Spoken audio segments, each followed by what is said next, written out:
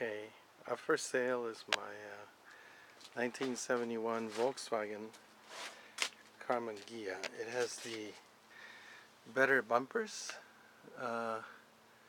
not just the single thing, but these upper ones, and it actually proved very helpful when 2 days after I got the car, I got rear-ended, and I'll show you the very slight damage that it did. An excursion hit me at a light. I was stopped. I stalled.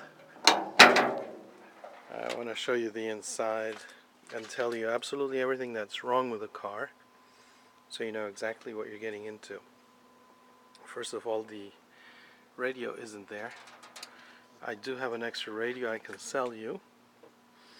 The windshield wiper is not connected. All of the things that are wrong are really minor. You can see the paint. There's a little bit of pitting, especially around the front. I have a brassiere I can sell you as well if you so desire. The car was yellow before, but it was painted red onto the interior as well. But you can see in the wheel wells how it's still yellow. That's I guess the undercoat where it's worn out. The tires are in good condition, radials, and it has pretty hubcaps, but the wheel could use some painting. You can see the condition of the chrome is actually unusually good. The antenna is not installed, and I guess I could do an exterior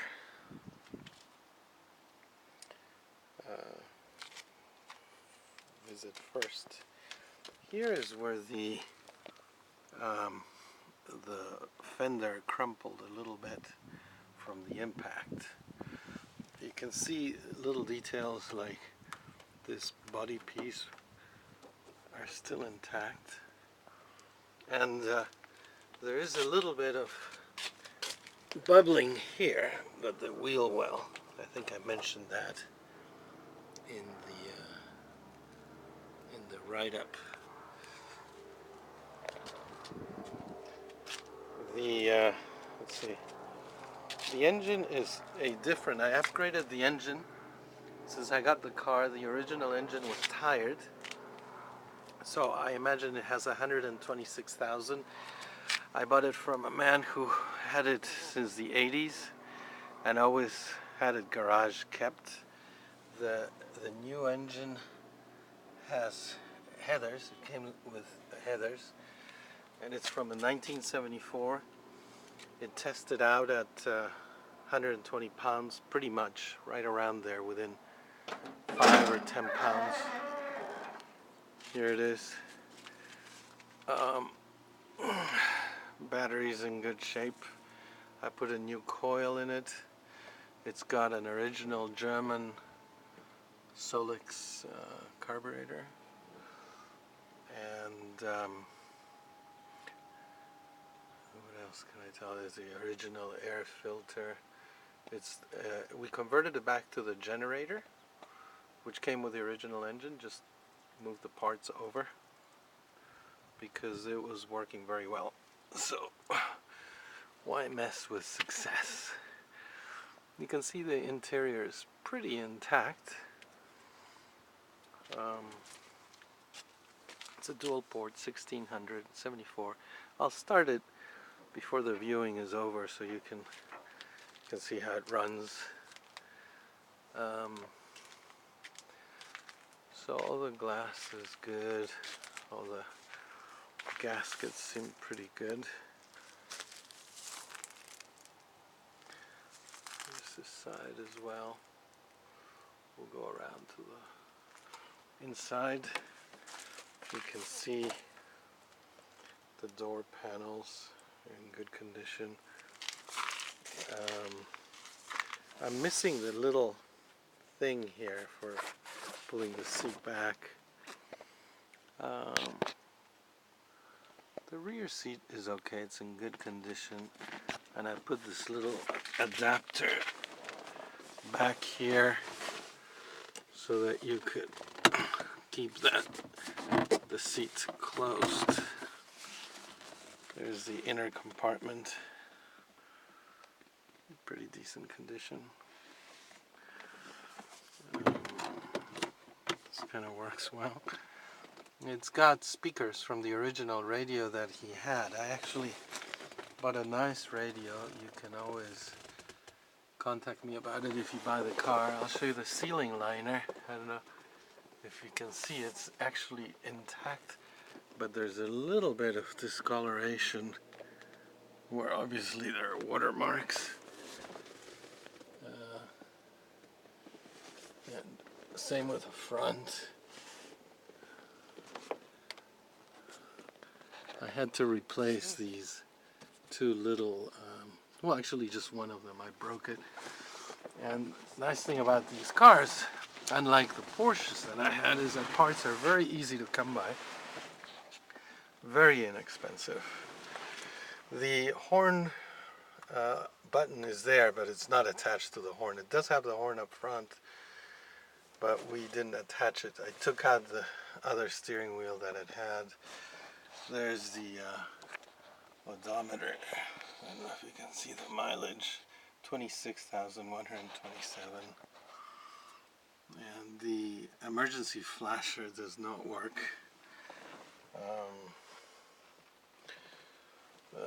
This bed of carpeting needs to be glued back on. You can see where it had been glued, but I haven't done that. Yeah, otherwise it's fairly intact. Glove box. I have an extra door handle because the door handle on the passenger side, you can't open it from the outside. Something's wrong with it. You can see the little original sunshade. Even the little interior light works. Yeah, I don't know. Did you get a good look at the inside? Very no frills car. Very easy to work on. You don't have to smog it in California, which is a real blessing. Oh, here you can see the tears on that seat, and there's actually a tear. I think it's a tear.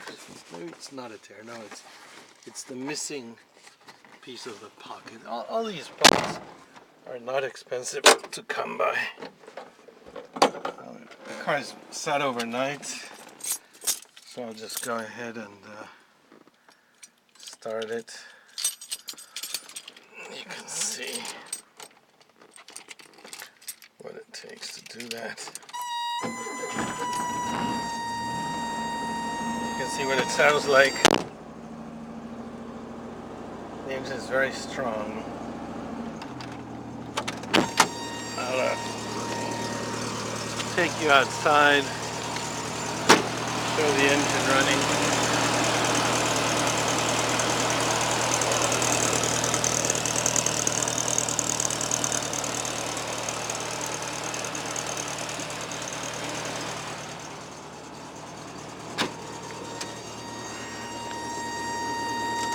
The car does not use oil.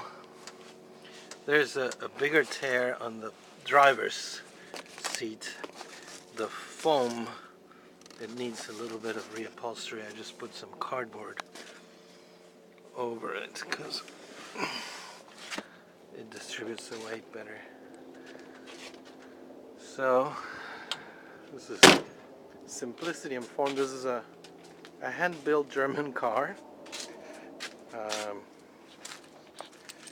Extremely simple to fix and operate, in very good condition. And there's another one listed for 13 and change. I have it at 6,000 without a reserve as a starting bid. I hope you get it. The car will not disappoint you. Let me see if I can show you a little bit of the undercarriage. I'll do the same from the back. I have put new KYB shocks in the front. As you can see, there's no rust underneath. Very strong example. It's actually a very original car, and to be frank, I hate to part with it. If my finances allowed it, I would keep it.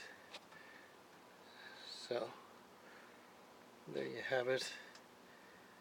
Very tight, good running, strong, rust-free car. This I push it in a little bit when I close it, due to the bump that this bumper received in the rear. It's actually very slight, but I want everyone to know. And also on this side, it's not as bad as on the other side, but there was a little bit of a response from the impact. So that's my ghia. Hope you buy it. I know you'll enjoy it.